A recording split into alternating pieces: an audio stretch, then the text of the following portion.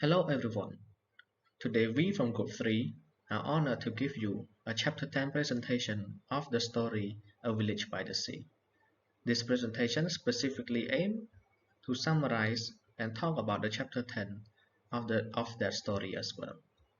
So before we start, we from Group 3 would like to introduce first.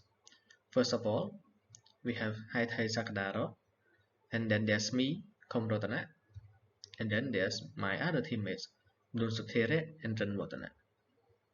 So before we get along, we would like to show you a little summary and role play of chapter 10 of the story A Village by the Sea. In this chapter 10, we begin the story of the village by the sea in early June.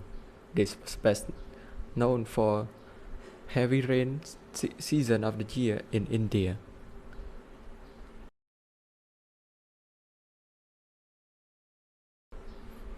Over the city sea wall, Mr. Panval and Harry is talking about this monsoon season.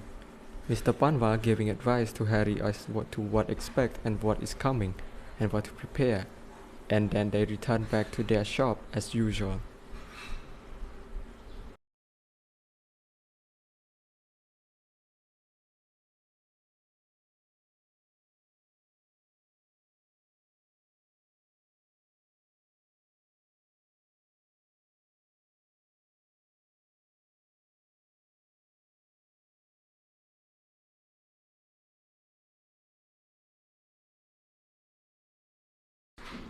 For many city pedestrians, during the rain they cannot go to school and cannot go to their work due to their traffic being blocked, and going during the rain would make their clothes getting wet. So many would stay home and in staying in the restaurant and enjoy the rain. For Harry and two other boys and Mr. Jagu, this is not their holiday. This is their extra time work. They would work overtime during the day for many days of the week, and many of them are getting tired, but they have no choice but to work overtime again and again.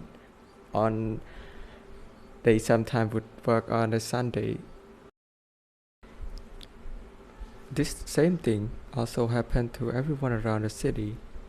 Many workers are now staying inside their shop, working constantly hours and hours a day. Same thing also goes to Mr. Panavalas.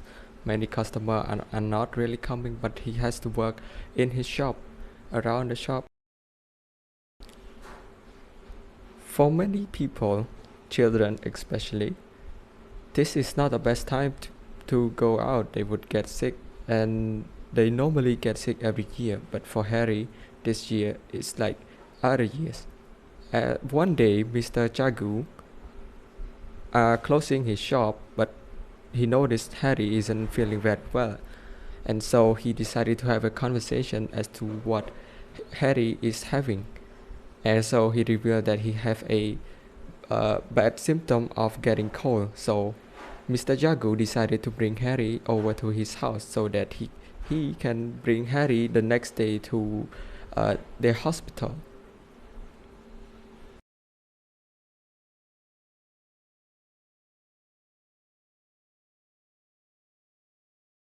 Mr. Jagu may be a restaurant owner, but he doesn't earn that much money by offering it to the poor. So his house is located in the slum of India, where many people are living together in a tiny house. And as he approached his house, he was greeted by a high-pitched scream from his wife, saying that she is not happy with what the condition is today, and the fact that Mr. Jagu bringing Harry into their house. Mr. Jagu and his wife are having an argument as normal couple would do about they not having enough food to eat, and bringing Harry more would waste more food on his child friend. And so Mr. Jagu isn't happy of what Mrs. Jagu said to Harry. He has to split the food with Harry, and so he's not happy about it at all. and so he left to the thought the house to drink and forget about everything. And Harry himself is now alone with his Mr. Jagu wife.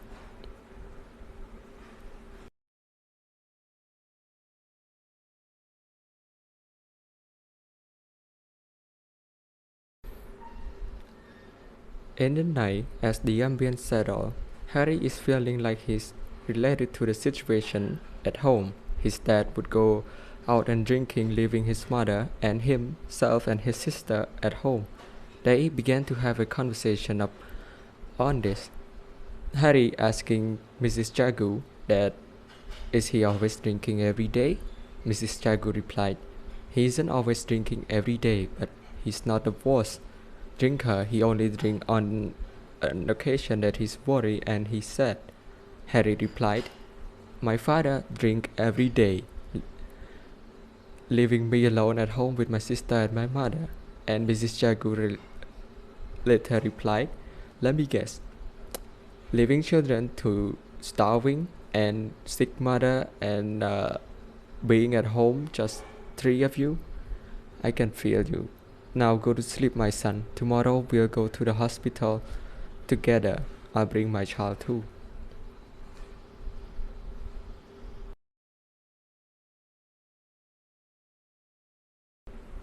As they arrived at the hospital, they saw a long line of people queuing to meet a doctor, and so they wait for a while until Harry getting his chance to meet the doctor.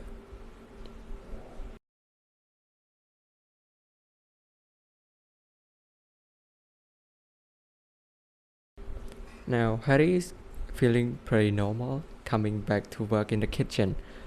On a rainy day, as usual, he was working on his hobby in the kitchen.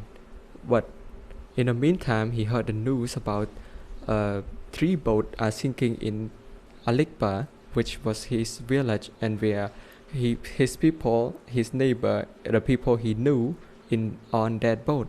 So Mr. Jagu came out to confront him, ask him what's wrong, and proceed to calm Harry down. But Harry isn't coming down, so he proceed to go into the kitchen and overthink by himself.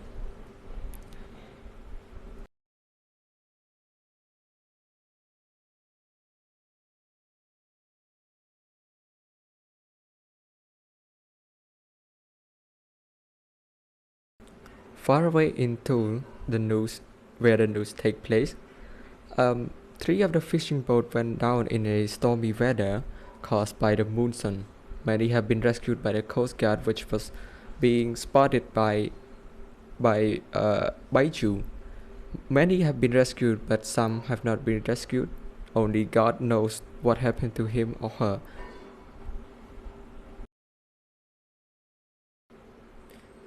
At Tuldak, Mr. Bijou is now showing that his boat is rescuing everyone and he feels good about it, but in turns, the villager he had warned about the weather, that their boat and going out at this weather, they too proved themselves that they can't afford boats like Bijou, but they somehow going out anyway. But Bijou was trying to prove himself that he cared about his people in his own way.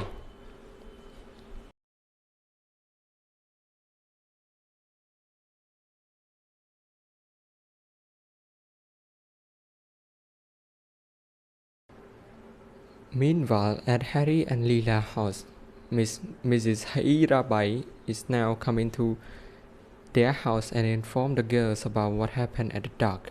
Mrs. Hirabai told Leela about what happened to the 3 fishing boats, that it went down, but many have been rescued. However, some are still not being rescued. Only God knows what happened to them.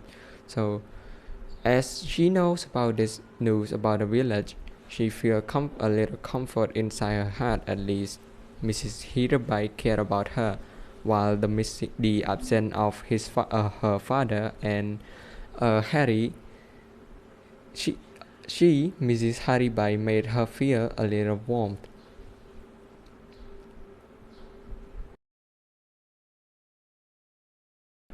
Lila returned back to her hut and talking to her three sisters about what Hirabai told her while her mother laying on her back. The absence of men in her house, both her father and Harry, lead to them questioning themselves.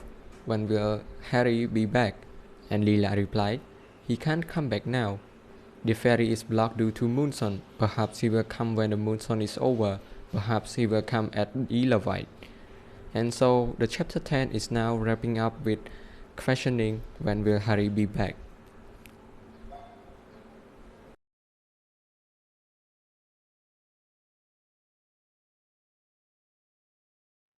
Hello everyone and hello teacher, my name is Nutere and for this part I will be talking about the characteristic analysis on what is every character like in the story from this chapter. For the first character that we have is Harry, who is the main character in the story. First of all, Harry is devoted. Harry lived a life of hardship by living and working far away from home and parted from his family in order to gain wealth and give back to his family back home. Harry is also very humble. Despite being cursed at by Jagu's wife, he's still being nice to her and try to communicate with her and ask her about Jagu and even offer to help her at the hospital, just like the example from page 117 when he asked Jagu's wife about Jagu does he drinks every night, and in page 118 at the hospital he offered Jagu's wife to get the medicine for her and hold the baby for her. Harry is also very concerned. Despite knowing that none of his family owns any boats or was at the sea during the time when he heard the incident from the radio, he was still worried about his friend and the people he knew from his village. Just like from the example in page 121 as you can see. Next up we have Jagu. Jagu is what you call a stoic. He is a man that rarely expresses feeling or emotion. Instead of confronting it, his way of dealing with it is by using alcohol, just like in page 117. When asked by Harry, Jagu's wife answered, no, he is not as bad as some of the people in this Zupabati. He does it only when he is very sad or very worried. And the next person is Jagu's wife. Jagu's wife is uptight or you can say judgmental. She cursed at Jagu when he brought Harry into their household during the rain and with little food to feed, without knowing that Jagu did it because Harry was ill. Mr. Panvala is a nice person. He is a kind person who brought Harry to a new land and helped him settle down and find a job at a restaurant. And according to Harry, Mr. Panvala is his only friend. The lorry driver. Lorry driver is a realist. When Harry was worried about the tragedy during the radio announcement, he tried to comfort Harry in his own way by stating the truth according to the situation, just like in page 121. Lorry driver say, you're not a fisherman, are you? You're not on a boat. You're safe and sound in a restaurant with plenty of good food, hot tea. Don't get so upset. Next up we have Biju. Biju is a cautious person, however he is somewhat a kind person behind an angry persona. He did try his best to warn the fishermen not to go out to the sea because he knew of the storm and what could happen to them. Just like on page 123, Biju said, and I quote, fool, come back. Your boat ain't built for this weather. You will drown. And also on page 124, it stated, when the storm began to withdraw, a search party organized by the Navy and the Coast Guard at Alibak set out, and Biju had insisted on accompanying them and was soon at their home. However, Biju is also a very proud person because he kept bragging to the fishermen and the people on the island about his boat. Just like on page 124, he said, and I quote, I told them not to go. The weather was too treacherous for those little matchstick boat. Lastly, we have the final character, which is Lila. Lila is very attentive and a caring person. She would go once a week to get her father the money that he needs and also checking up on her mother who was ill. She also misses Harry and wishes for his return. For example, on page 122, it stated Lila still came loyally once a week, bringing him some of the money she had earned at Mont Repos, so he could buy himself tobacco and teas and snacks. It was worth struggling through the rain and coming on the wet, muddy bus just to see him so sober and quiet, and her mother better and brighter than the week before. Now it is the end of my part, and next up we have my teammate Sakadabra. Thank you. Hello everyone, my name is Haitai Sakararot. I'm from Group 3 and I will present to you about the theme analysis. The first theme is hardship and stress. Harry went to Bombay alone to find work so that he could earn some money for his family. In this chapter, because of monsoon, Harry can't sleep at the park anymore. Because of the rain, so he can only stretch out on the bed in the suffocating room and try to sleep. Harry was sick because when he went out to take out the rubbish partly or buy cigarettes for customers, he was shook and spent his day with the wet clothes. When the watchman told Harry about people from the night at the seabird, he was taken back because he already stopped thinking about them. He spent his time and mind and has become wholly corrupted with his work in the kitchen and with the watchmending from Mr. Pavalan and saving money to take home for his family. Jaku was the proprietor of the restaurant, the owner of eating house on the busy street and has plenty of customers. Yet, his house was in the slum and he have a lot of children in a family, and his earning is almost not enough to feed his children. Also, one of his children is sick. So when he's bringing the sick Harry to his house and see why he reacting toward Harry, he was upset and going out drinking that night. And the second theme is survival in life. The fishermen have gone to the sea even there is a monsoon tide. Because of the monsoon tide, all the fishermen was idle, unable to go to the sea in such storm, and there was no fish to be had. So they were drinking even more thoroughly than at many other time of the year. But the fishermen couldn't afford to stay indoors for 3 months of the monsoon. So when the rain slowed down, they began to go out to the sea again. But one day a party of fishermen set out in their boat despite of the heavy rain, even ignoring the warning from Baichu. Until the boat has been lost for nearly 4 days, so when the storm began to withdraw, a search party organized by the Navy and the Coast Guard set out that they rescued the fishermen and brought them back. In Bombay, the monsoon also brings flood to the street, and the wind blows up from the sea and hurled the rain at the wall and window of the city. One of the great trees in the park came down with a crash and lay across one of the land which is blocking the traffic. There was a chaos on the street. Bus and car broke down and stalled everywhere. This making the eating house had a few customers that they even the pedestrians were keeping off the street. Even more, some of the children can't go to school because of the rain.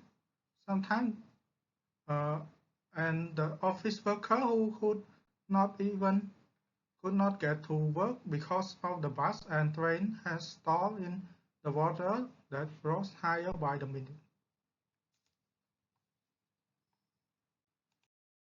The third theme is hope. Harry's mother was in the hospital and his mother stopped drinking while keeping an eye on the coming and going nurse and doctor to make sure his wife had all that she needed.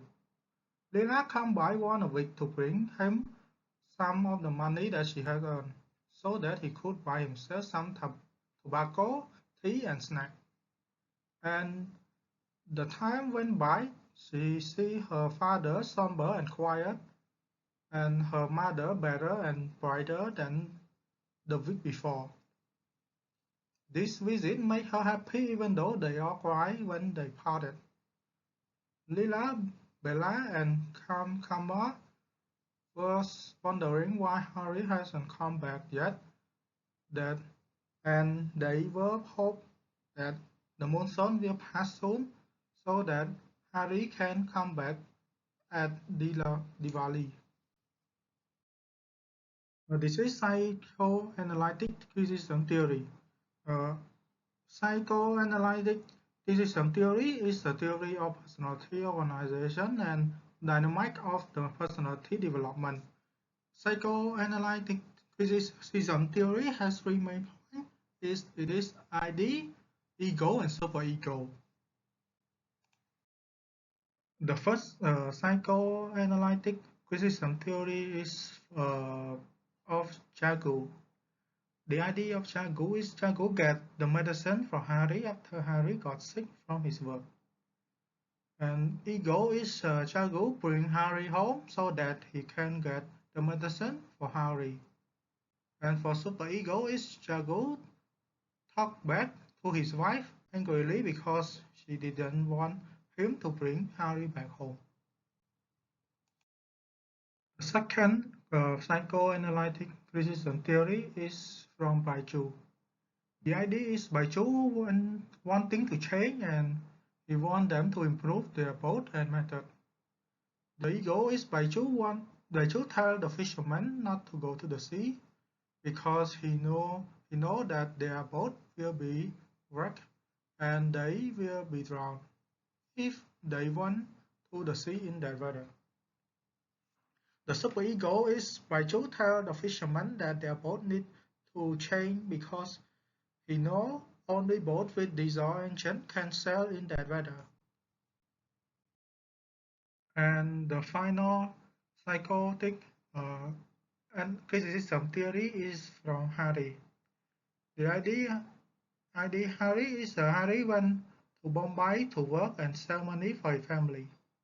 The ego is Harry need to work at Jago place so that he can earn money and place to stay. The superego is that Harry worked in the kitchen and also learned watchmending from Mr. Pavalan and sell money to take home. And this is all from my part. Let's move to next is what Rotanak. So hello everyone, I'm Ratanak from Group 3 and I will be the one who will explain how the events that happen in the story are correlated to the everyday lives of the people in India.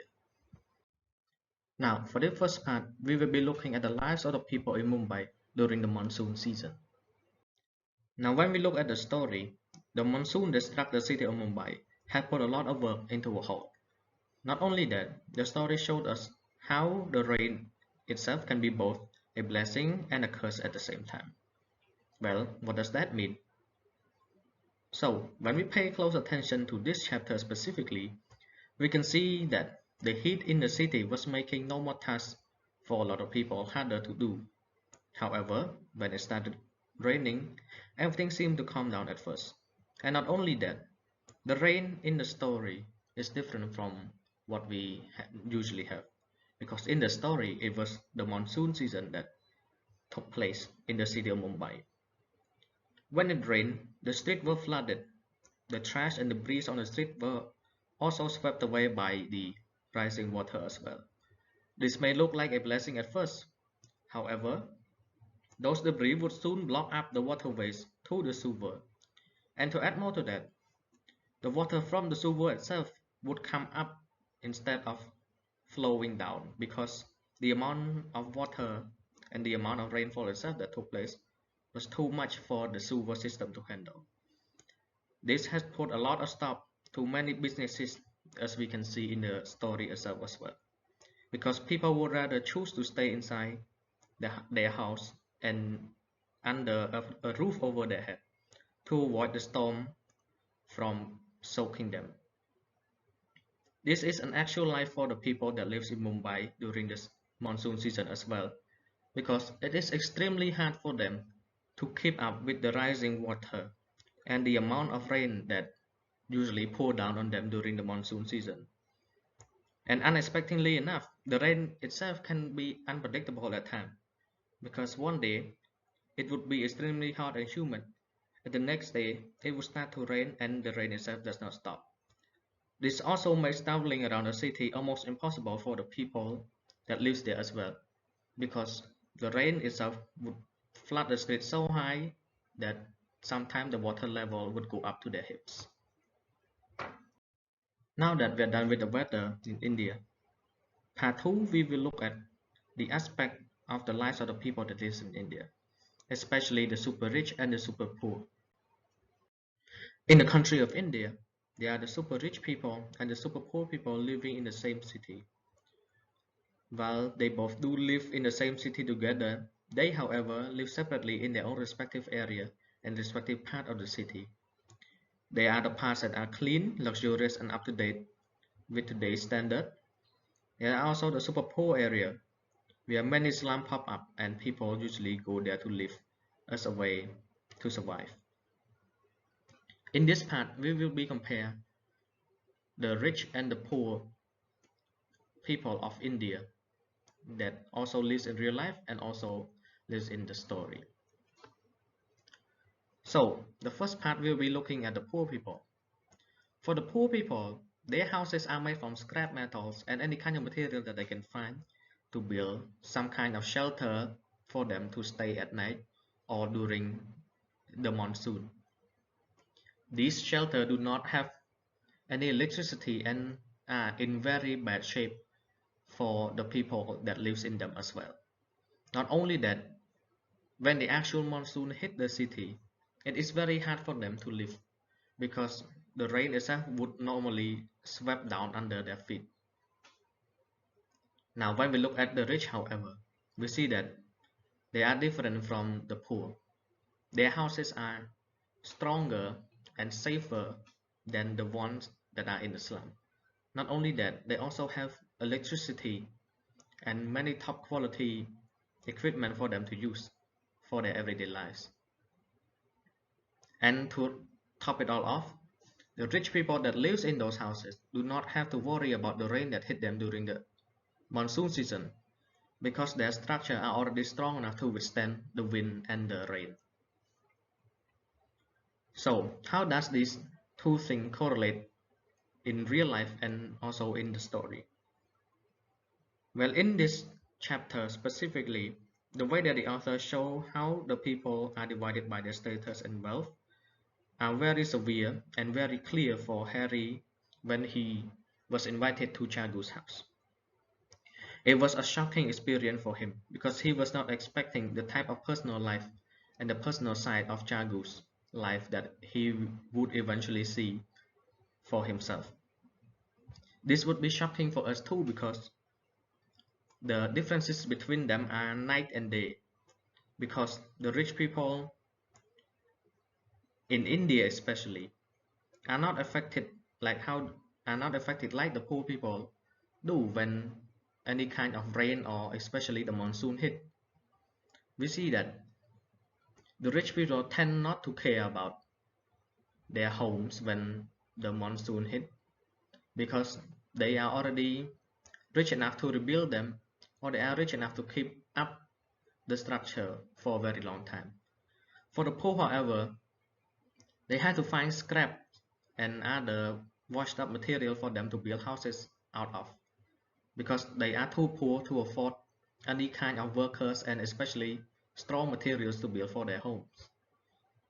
And in these chapters specifically, we see that Jagu's house was very rugged and were made out of any types of material that he could find to build over his head, especially for his wives and kids that are in the shelter as well.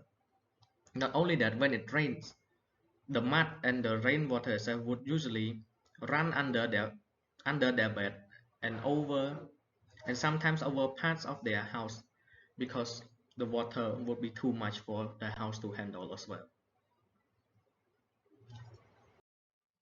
Now that we're done with the first 2 points of this last part of the presentation, we will look at the last point of it as well. And the last point is about the survival instinct that the fisherman that lives in the fisherman village in the story has. So the question is, will you do anything to survive?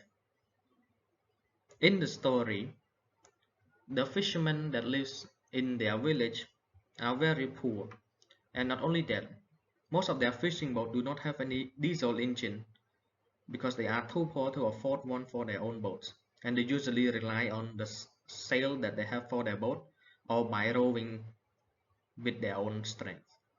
However, the monsoon in India itself is not to be messed with because in the story there were fishermen that got lost out in the sea when they went out fishing during the rain. And the monsoon itself also made the lives for these fishermen a lot harder as well, because these fishermen needs to go out and they need to find the food to feed their family, because if it rains too much and they cannot go out, then how can they have food on the table for their family to eat? This chapter specifically shows how desperate people can get when living through a hard time, especially in the monsoon season that took place in the story.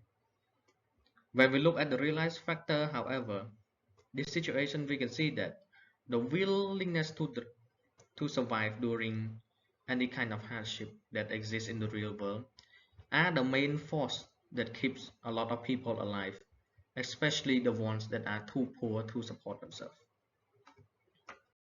So to wrap things up, how does these things that happen in the story have in common with the real life of the people in India? Well, these events do actually play out in the normal everyday life for the people in India, especially for the poor and for the fishermen. It's not just for the fishermen, but also for everyone who depends on the work that they have to survive every day. Even if they don't make enough money to feed themselves every day, they still have the drive to survive even with very little to no money in their own pocket. These events from both real life and from both the story are very admirable to me, especially because I usually think that I don't have enough. However, I usually tend to think that I should be happy with what I have, because sometimes other people wish they have the kind of things that I have right now. Now that comes the end of our little presentation for chapter 10 of our story. Thank you everyone for listening and have a nice day.